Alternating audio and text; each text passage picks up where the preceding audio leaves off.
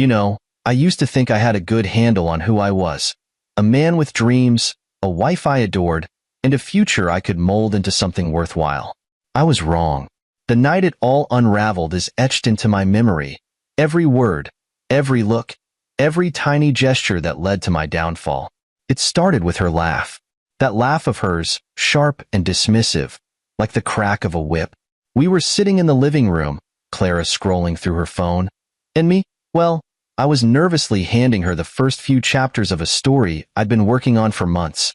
It was something I poured myself into, something I thought might finally be worth sharing. I still remember her smirk as she skimmed the pages. "This is what you've been working on," she said, her voice dripping with disbelief. "Nathan, come on. You can't be serious. This isn't writing. This is—" She waved the pages in the air, her laughter growing louder. "What do you call this? A second-rate crime drama?" I laughed too, but it wasn't real. It was the kind of laugh you give when you're trying to hide the sting. "It's just a draft," I said, shrugging, though I could feel my face heating up. "I thought you might have some feedback." "Oh, I have feedback," she replied, leaning back on the couch, her arms crossed. "You should stop. Writing's not your thing, Nathan. You're wasting your time. Honestly, it's embarrassing. Embarrassing." That word hung in the air like a dark cloud, suffocating. I wanted to defend myself, to say something, anything, that would make her take back those words. But what came out was a quiet, "I thought you might like it." She rolled her eyes. "Nathan, not everyone's meant to be a writer. You're good at other things, fixing stuff around the house, managing the bills. You don't have to pretend you're Hemingway." The conversation could have ended there. It should have. But Clara wasn't done. "Besides," she said, tossing the pages onto the coffee table, "I need a husband who's present, not someone who spends all his time chasing pipe dreams.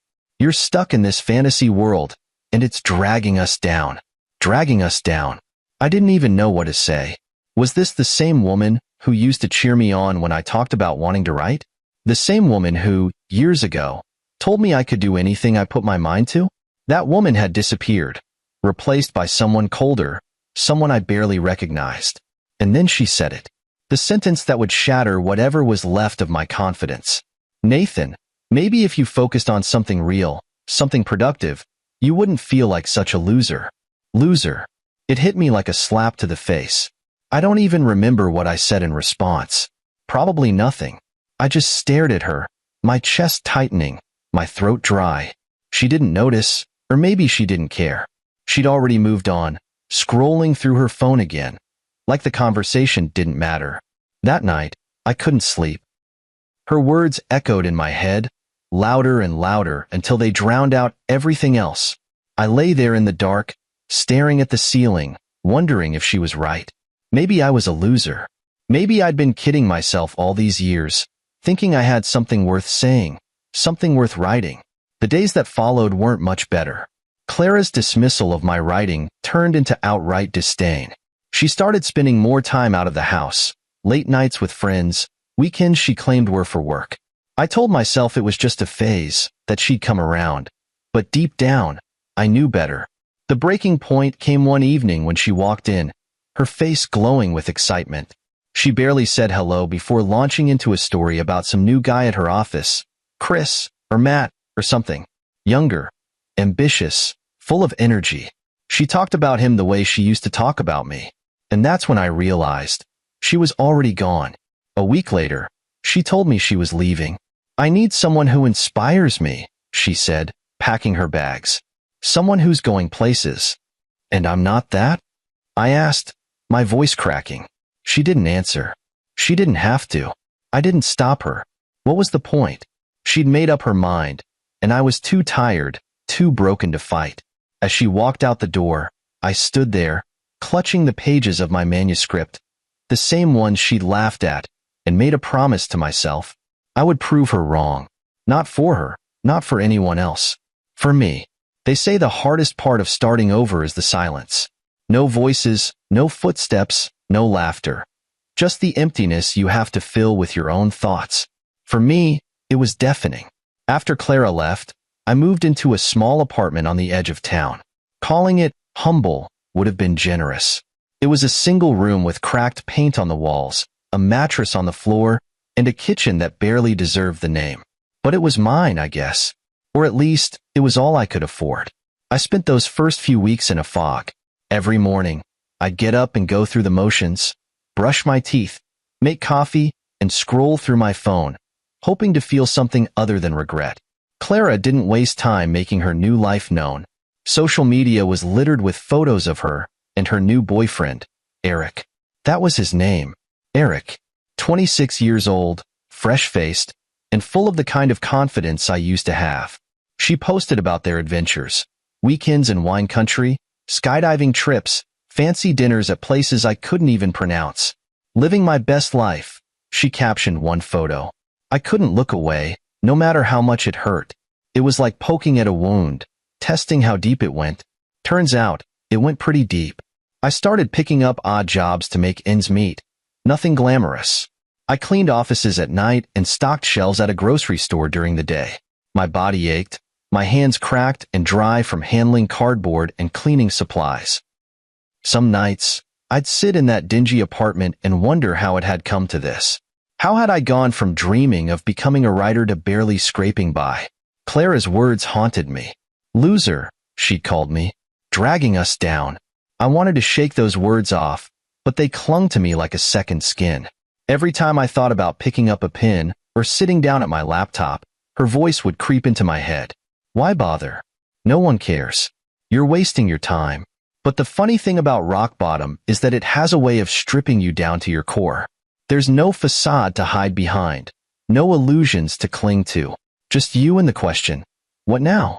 I remember the moment it clicked. I was cleaning an office late one night, wiping down a desk covered in sticky notes and spreadsheets, when I saw a framed quote on the wall. It was something simple, something I'd heard before, but that night, it hit me differently. It said, "The only way out is through." I stared at that quote for what felt like an eternity, my rag dangling from my hand. Through. Not around, not over, not under, through. I realized that I couldn't keep running from the pain, from the humiliation, from Clara's voice in my head. If I wanted to change my life, I had to face it head on. That night, I went home, pulled out my laptop, and stared at the blank screen. My fingers hovered over the keyboard, trembling. It had been months since I'd written anything, and I didn't know where to start. But I told myself it didn't matter. What mattered was that I started. So I wrote. I wrote about heartbreak, about loss, about feeling like you're not enough. I wrote about a man who loses everything but finds himself in the process. The words poured out of me like water from a broken dam, messy and unpolished but honest. For the first time in a long time, I felt alive. The next morning, I woke up to the smell of cheap coffee and the sound of birds outside my window. My back ached from sitting at the desk all night, but I didn't care. I opened my laptop and read through what I'd written. It wasn't perfect, not even close, but it was something. And for the first time in months, I felt like I had a direction. I didn't know where that direction would lead, but I knew one thing for sure. I wasn't done yet. Not by a long shot. If rock bottom is where you find yourself, then hope is the faint light flickering somewhere in the distance. I didn't expect that light to come in the form of Rebecca, my neighbor. She wasn't flashy or dramatic like Clara. No loud laughter or cutting remarks. Rebecca was quiet, observant, and always seemed to be carrying a book under her arm. She had this habit of glancing at me whenever we passed each other in the hallway, her eyes filled with curiosity, as if she was piecing together a puzzle. The first time we spoke, I was hauling groceries up the stairs. My arms were shaking from the weight of the bags, and one of them gave out, scattering oranges and cans of soup across the landing. I muttered a curse under my breath, crouching down to gather the mess, when I heard her voice. "Need a hand?" I looked up to see her standing there, holding a bag of her own. Her hair was tied back in a messy bun, and she wore an oversized sweater that hung off one shoulder. Something about her felt unassuming, comfortable. Sure, I said, fumbling to collect a rolling can of soup. She knelt down without another word, her movements deliberate and calm, as if this was just another part of her day. When we finished, she handed me the last can and smiled. There. Crisis averted. It wasn't much of a conversation, but it stuck with me. There was no judgment in her eyes, no pity, just kindness.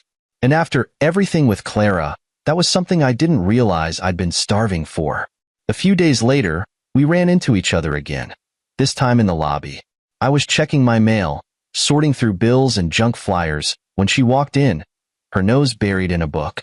She didn't notice me at first, but when she did, her face lit up. "Hey, grocery guy," she teased. I laughed despite myself. "I have a name, you know." She tilted her head, playful. "Do you?" "Nathan," I said, extending a hand. "Rebecca," she replied, shaking it firmly. We chatted for a bit. Small talk about the building, the weather, nothing earth-shattering. But then she glanced at the crumpled manuscript poking out of my bag. "What's that?" she asked. I froze. I hadn't shown anyone my writing since Clara. The thought of someone else reading it made my stomach twist, but Rebecca's curiosity was genuine, not mocking. Still, I hesitated. "Just something I'm working on," I said, trying to sound casual. Her eyes lit up. "You're a writer?" "Trying to be," I admitted. "But it's nothing serious." She didn't press, which I appreciated. Instead, she smiled and said, "Well, I'm a reader. If you ever want an honest opinion, let me know." That night, I couldn't stop thinking about her offer. An honest opinion. Not ridicule, not dismissal. Just someone willing to see me for who I was. It was terrifying and tempting all at once. I spent hours pacing my apartment, debating whether I should take her up on it. In the end, I decided to take the leap. The next time I saw her, I handed her a few pages. "Don't laugh," I warned her. She looked at me with mock seriousness. I promised to keep my laughter to a minimum. The following day, she knocked on my door, holding the pages tightly in her hands. My heart pounded as I opened the door, bracing myself for criticism. Instead, she said, "This is good, Nathan. Really good." I blinked, sure I'd misheard. "You're kidding." "No," she said firmly. "The characters feel real, and the dialogue, it's sharp." I couldn't stop reading. Her words hit me harder than I expected. For the first time in years, someone believed in me. It wasn't just the validation. It was the way she said it, like my work mattered, like I mattered. From that day on, Rebecca became my sounding board. She read every draft, offering feedback that was honest but never cruel. Her encouragement gave me the push I needed to keep going, to refine my stories and believe in their potential. Slowly, that flickering light of hope grew brighter, illuminating a path I hadn't dared to walk in years. One evening, as we sat on the steps outside our building, she turned to me and said, "You should submit this to someone. A contest, a publisher, anything. People need to read this." I stared at her, dumbfounded. "Do you really think it's good enough?" "I know it is," she said, her voice steady. "And so do you." Rebecca's belief in me was the spark I needed to take the next step. For the first time in months, I felt like maybe, just maybe, I wasn't chasing a hopeless dream. Maybe there was a future for me after all. You'd think hitting submit on an online contest entry would be a simple thing. It's just a click of a button, right? But that moment, as I hovered over the submit button with my manuscript uploaded, my hands were shaking like I was defusing a bomb. Rebecca sat across the table from me, arms crossed, her expression both patient and stern, like a coach watching a nervous rookie. "Nathan, just do it," she said, leaning forward. "You've checked it 10 times. It's perfect." "Perfect isn't good enough," I muttered, my fingers still refusing to move. "What if they laugh at it? What if they love it?" she interrupted, raising an eyebrow. "What if this is your shot?" I sighed, gripping the mouse so tightly it felt like it might crack. "And what if it isn't?" She leaned back, arms still crossed, but her expression softened. "Then you'll try again, and again, and again. That's how this works, Nathan. You've already survived worse.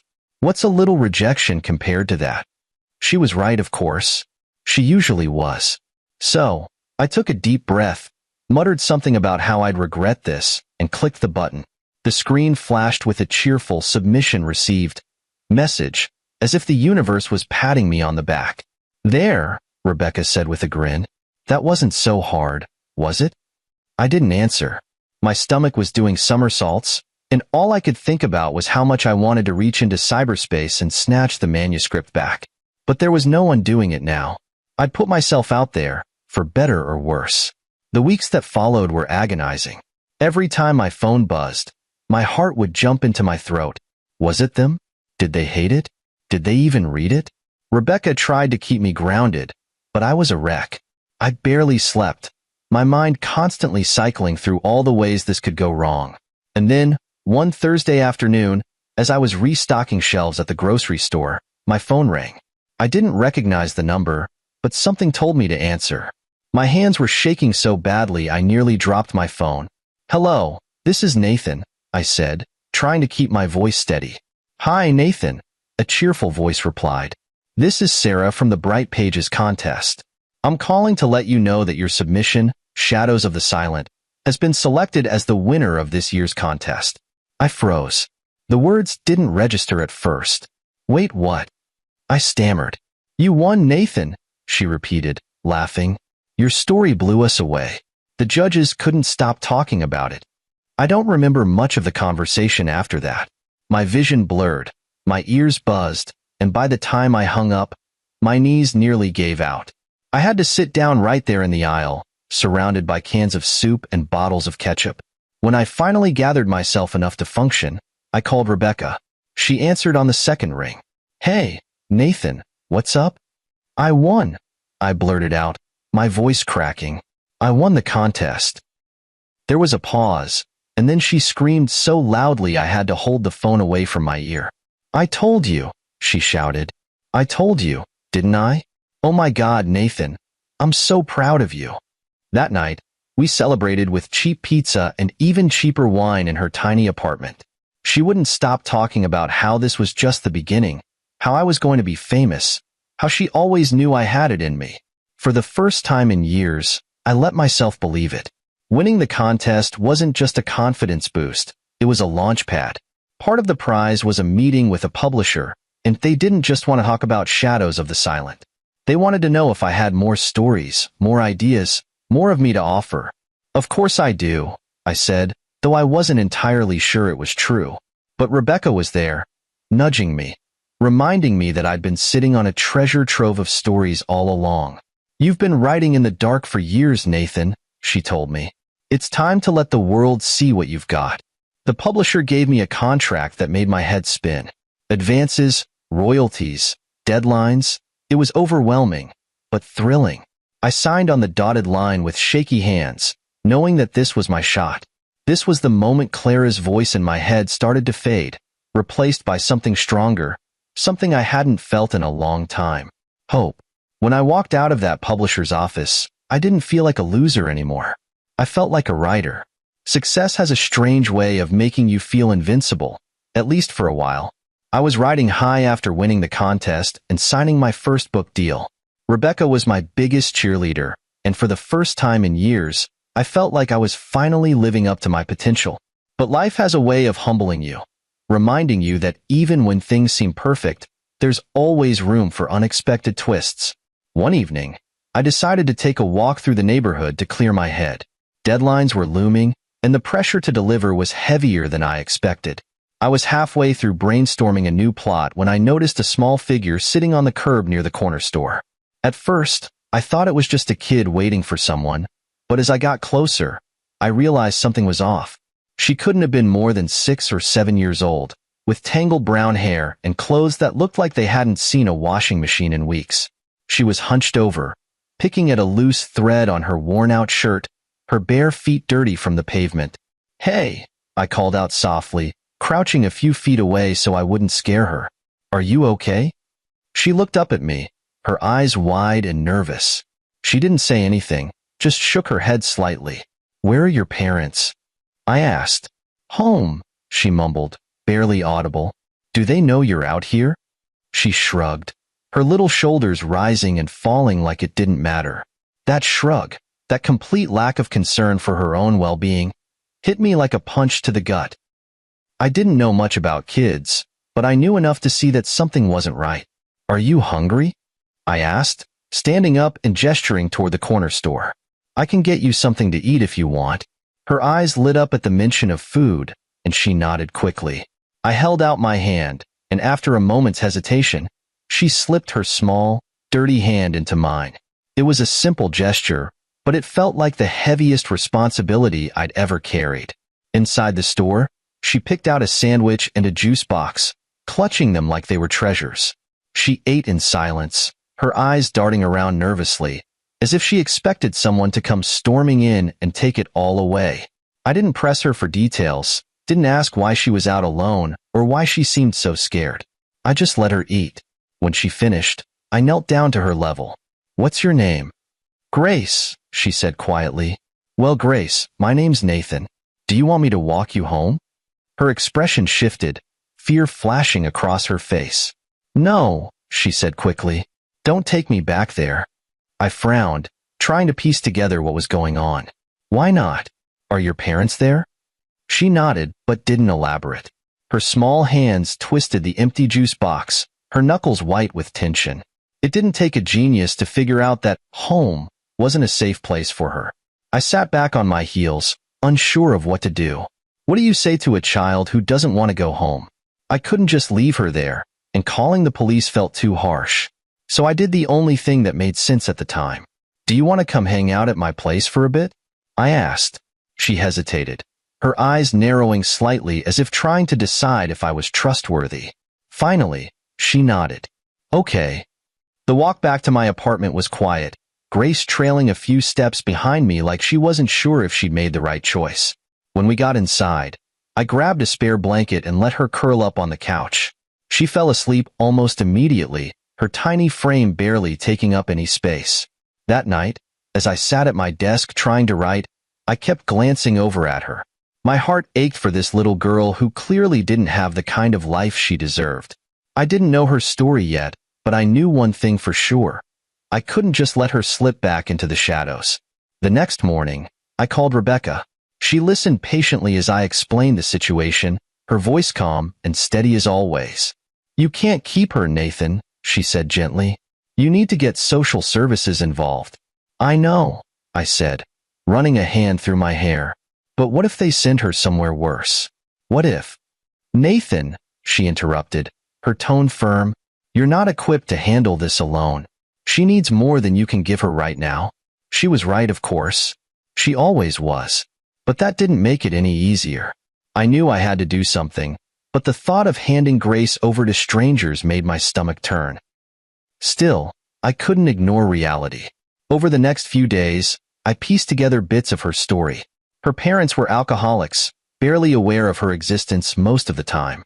She learned to fend for herself, scavenging for food and staying out of the house as much as possible. It was heartbreaking, and it only made me more determined to help her. Eventually, with Rebecca's support, I contacted social services. But even as I made the call, I couldn't shake the feeling that Grace had been placed in my life for a reason. She wasn't just a random encounter. She was a turning point. And in that moment, I realized something else. Maybe saving Grace wasn't just about helping her. Maybe it was about saving myself, too. It's funny how quickly a stranger can become part of your life. One moment you're walking home alone, lost in your own thoughts, and the next, you're sharing your tiny apartment with a 6-year-old who turns your world upside down. Grace had only been with me for a few days, but already, the silence that used to weigh me down felt lighter, filled with the sound of her soft footsteps, her curious questions, and the occasional burst of giggles when something on TV amused her. After contacting social services, I braced myself for the inevitable. A knock on the door, someone in a stiff suit, ready to take her away. But nothing happened. Days turned into weeks, and Grace stayed. Rebecca, ever the realist, kept reminding me that this was temporary, that I couldn't keep her. But every time I saw Grace smile or heard her laugh, I found myself wanting to believe otherwise. I started rearranging my life around her. Grocery trips now included cereal with cartoon characters on the box and juice boxes she loved. My writing schedule shifted to accommodate story time before bed, classic children's books I hadn't thought about in years. She'd curl up next to me on the couch, her head resting on my arm, her tiny hands clutching the book. It wasn't long before she started asking me to make up my own stories instead of reading from the pages. "What happens next?" she'd ask, her big eyes wide with excitement. "Well," I'd say, pretending to think hard, "the brave little girl, who might look a lot like you, finds a hidden treasure." Her laughter became my new favorite sound. Despite the happiness Grace brought, there were challenges. She was still a little wary, skittish when someone knocked on the door, or if I raised my voice by accident. I learned to move slowly around her, to speak softly, to let her come to me instead of the other way around. It wasn't easy, but I didn't mind. If anything, it made me more determined to give her the stability she'd never had. Rebecca, as usual, kept me grounded. She came over often, helping me set up a small corner of the apartment just for Grace. A second-hand bed we found at a thrift store, shelves for her growing collection of books, and a soft rug where she could sit and play. "She deserves a place that feels like hers," Rebecca said, and she was right. One night, after Grace had fallen asleep, Rebecca and I sat in the living room, sipping tea. She watched me carefully, her expression thoughtful. "You're really good with her," she said, breaking the silence. I shrugged, feeling a little embarrassed. "I'm just trying to do my best." "It's more than that," she insisted. "You're giving her something she's probably never had, a safe place, someone who cares about her." Her words hit me harder than I expected. I'd spent so much of my life feeling like I wasn't enough, like I was a failure as a husband, a writer, a person. But with Grace, it was different. I wasn't perfect, but I was trying, and for the first time, it felt like maybe that was enough. As the weeks went by, Grace started to blossom. She laughed more, talked more, and even started helping me with small tasks around the apartment. One day, while I was cooking dinner, she grabbed a pad of paper and started scribbling furiously. When I asked what she was doing, she held up the paper with a grin. "It's a story," she declared, "like the ones you write." I knelt down, taking the paper from her hands. It was a jumble of letters and stick figure drawings, but it was perfect. "What's it about?" I asked. She beamed. "It's about us." I don't think I've ever felt prouder in my life. Eventually, social services did call. They wanted to discuss Grace's situation, to find a long-term solution. I knew what that meant: foster care, maybe adoption by strangers. The thought of her being taken away made my chest tighten, but I didn't let her see my fear. When the caseworker came by, Grace clung to my leg, her small fingers gripping my jeans. "I don't want to go," she whispered, her voice trembling. I knelt down, looking her in the eye. "I'm not going to let anything bad happen to you," I promised. "We'll figure this out together." The caseworker asked a lot of questions about my income, my living situation, my relationship with Grace. I told her the truth. I wasn't perfect, but I loved that little girl like she was my own. Rebecca backed me up, singing my praises in a way that made me feel like maybe I wasn't completely unqualified to do this. After a long pause, the caseworker smiled. "Let's start with guardianship," she said. "We'll take it one step at a time." It wasn't a guarantee, but it was enough. For now, Grace would stay with me, and that was all that mattered. That night, after I tucked her in, I sat at my desk and opened my laptop. The words came easier this time, flowing freely as I wrote about a man who finds himself in the most unexpected way, through the eyes of a child who needs him just as much as he needs her. The story wasn't just fiction anymore. It was us. Grace wasn't just a new chapter in my life. She was the start of a whole new story.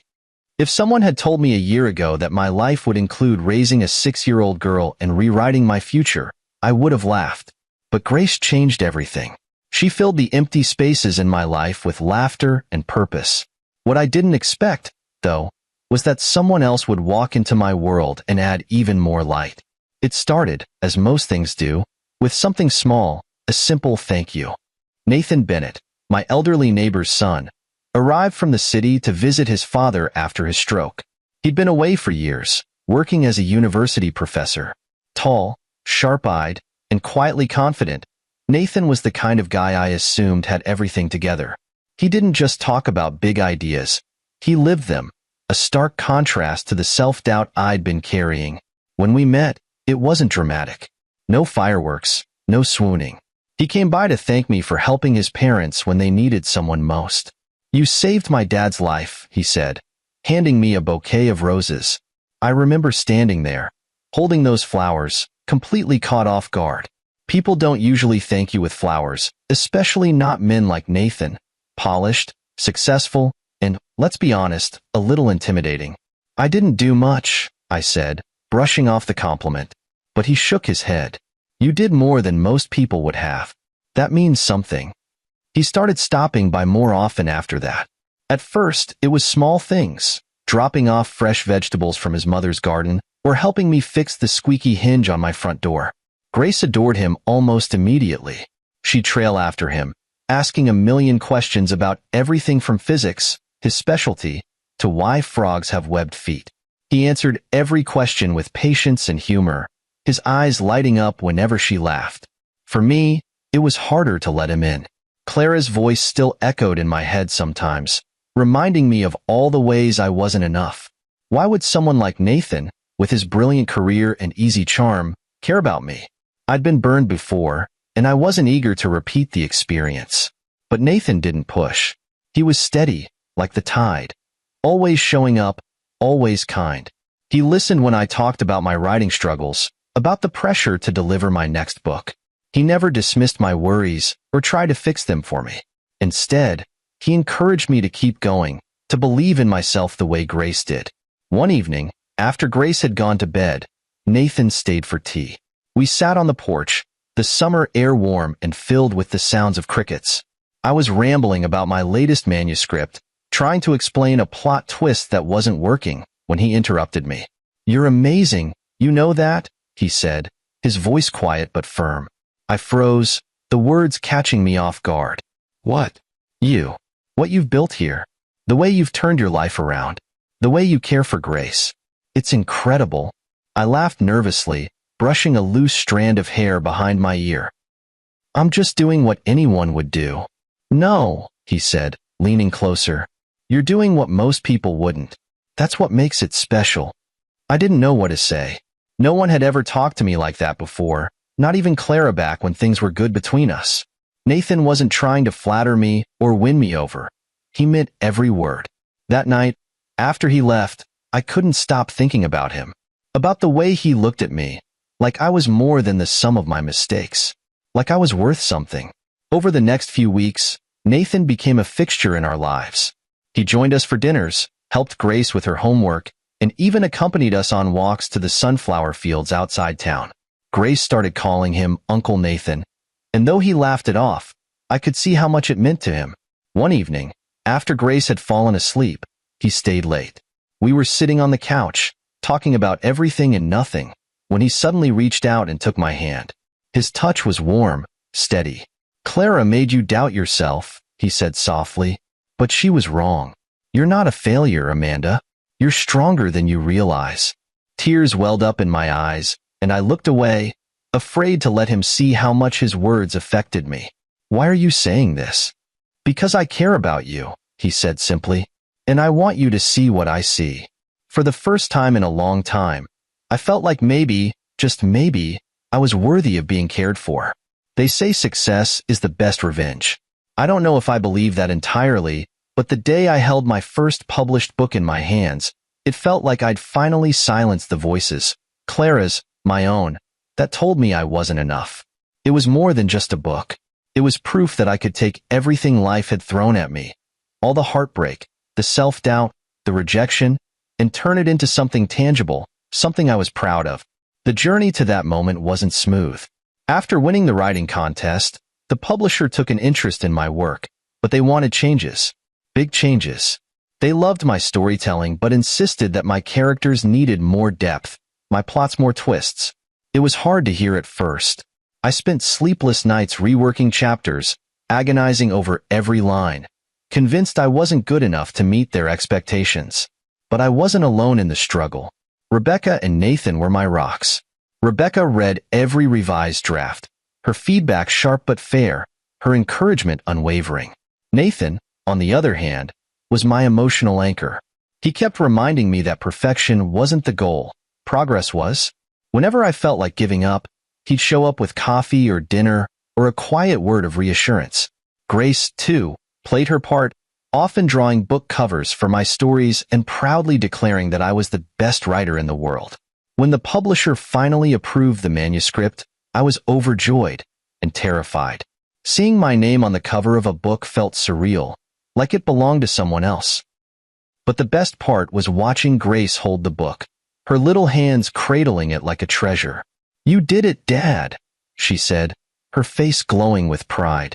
The way she said "Dad" still made my heart skip a beat. The book launch was a modest affair, held at a small bookstore downtown. I wasn't expecting much, just a few curious readers and maybe some polite applause. But when I arrived, the store was packed. People were holding copies of my book, eager to meet the new voice in crime fiction. It was overwhelming, humbling, and exhilarating all at once.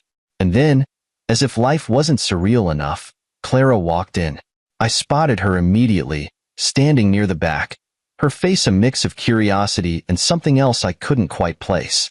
She didn't approach me right away, just lingered, flipping through the book as if trying to decide what to do. I should have felt angry or smug, but all I felt was nothing. She was just another person in the crowd, no different from the strangers holding my book. When she finally came over, I braced myself. "Nathan," she said, her voice softer than I remembered. "Congratulations." "Thanks," I replied, keeping my tone neutral. She hesitated, as if searching for the right words. "I read some of it," she admitted. "It's really good." It wasn't the apology I once thought I needed, but it was enough. I nodded and said, "I'm glad you think so." She lingered for a moment longer, then turned and walked away. That was it. No drama, no tears, no grand gestures. Just closure. After the launch, Nathan found me standing outside the bookstore, staring up at the night sky. "You okay?" he asked, his hand resting lightly on my shoulder. I nodded, a small smile tugging at my lips. "Yeah, I think I am." He handed me a glass of champagne, his eyes crinkling at the corners as he smiled. "To the next book?" "To the next book," I echoed, clinking my glass against his. That night, as I tucked Grace into bed, she looked up at me with those big, trusting eyes and said, "I'm proud of you." Her words hit me harder than anything Clara or anyone else could have said. For the first time in years, I felt like I wasn't just surviving, I was thriving. And I owed it all to the people who believed in me when I couldn't believe in myself. The world had called me a loser. Clara had laughed at my dreams. But standing there, with a published book in my hands, a daughter who adored me, and a man who saw my worth, I realized something important. I wasn't the loser. I never had been. It was a crisp Saturday morning, the kind where the air felt alive with possibilities. Grace was in the backyard, practicing her cartwheels in the grass while Nathan and I worked on fixing a wobbly fence post. Life had finally settled into something that felt normal, or at least my new version of it. The book had been a success, Grace was thriving, and Nathan had become an inseparable part of our lives. For the first time in years, I felt like everything was exactly where it should be. Then the knock came. I wasn't expecting anyone, but when I opened the door, there she was, Patricia, my ex-mother-in-law. She stood there in her tailored coat, clutching an expensive leather bag, the faint smell of her overpowering perfume wafting past me. "Amanda," she said, her tone clipped but familiar. "We need to talk." I froze for a moment, unsure of what to do. Patricia had always been a force of nature, someone who bulldozed her way through life with the confidence of someone who assumed the world revolved around her. "What brings you here?" I asked, keeping my voice polite but distant. She stepped inside without waiting for an invitation, her eyes scanning the house like she was appraising a piece of real estate. "You've done well for yourself," she said, her tone almost begrudging. "I didn't think you'd manage." I bit back a sharp reply. "What do you want, Patricia?" She turned to face me, her expression softening, though I could tell it was practiced. "It's about James," she said. The name hit like a dull thud, but it didn't carry the weight it once did. "What about him?" "He's not doing well," she said, lowering her voice. "He's made some terrible mistakes, and he's paying for them now." I crossed my arms, leaning against the doorway. "I'm sorry to hear that, but I don't see how it has anything to do with me. She hesitated, clearly choosing her words carefully. James regrets leaving you, Amanda. He regrets everything. The girl he left you for. It turns out she lied about being pregnant. She's taken his money, left him in debt, and moved on to someone else. He's lost everything. There it was, the dramatic twist I had half expected. But instead of the satisfaction I thought I'd feel, there was only a hollow indifference. James' choices weren't my burden anymore. I had carried the weight of his rejection for too long, and I had no intention of picking it up again. Patricia stepped closer, her voice taking on an urgent tone. He needs you, Amanda. You two shared something real once. I know he hurt you, but you can rebuild. You can have a fresh start together. I shook my head, a small, humorless laugh escaping my lips. Rebuild? Patricia, I spent years trying to be enough for James. I gave up everything, my dreams, my career, my sense of self, just to make him happy. And when that wasn't enough, he walked away. He made his choice and I've made mine. She stiffened, her lips pressing into a thin line. You're still young, Amanda. You could find a way to forgive him. And this child you've taken in, she's not yours. You don't need that kind of responsibility holding you back. That was the breaking point. My hands clenched at my sides as I took a step closer, my voice steady but firm. Grace is my daughter, Patricia. She may not be mine by blood, but she's mine in every way that matters. And as for James, I'm done cleaning up his messes. I've built a life for myself, a good life. I don't need him, and I don't need your approval.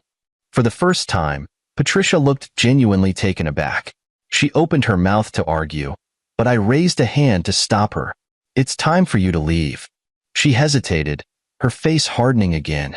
You'll regret this, Amanda, she said, her voice icy. You'll see.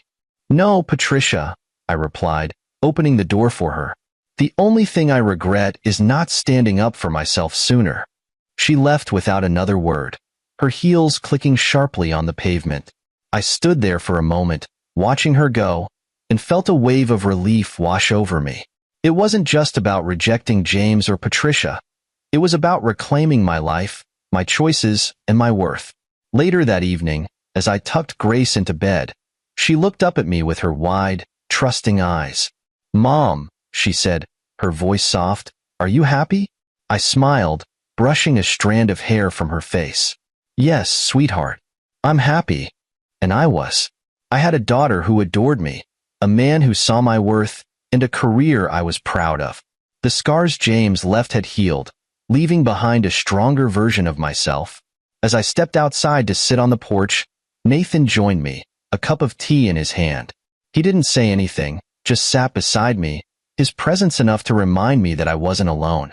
Above us, the stars sparkled in the clear night sky, and I made a silent promise to myself to keep moving forward, to embrace the life I'd built, and to never let anyone make me feel small again. Because if there's one thing I'd learned, it's this. True happiness isn't about revenge or validation. It's about finding peace within yourself. And that's exactly what I'd done.